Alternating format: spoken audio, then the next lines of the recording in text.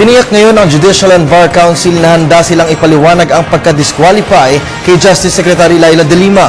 Binigyang diin ni JVC member Attorney Jose Mejia na tumatalima lamang sila sa alituntunin ng otomatikong diskwalipikado ang nominado na may kinakaharap na kaso.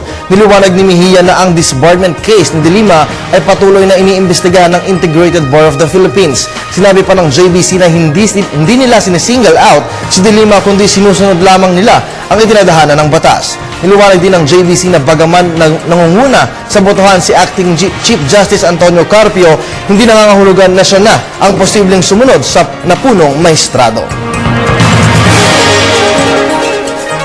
Umaasa naman ang Integrated Bar of the Philippines na isang insider o mula sa loob ng Korte Suprema ang mapipiling susunod na punong maestrado.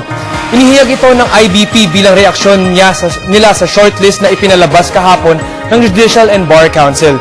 Ayon sa IBP, may kredibilidad ang mga 8 nominado kasama sa shortlist na isinumite kay Pangulong Aquino.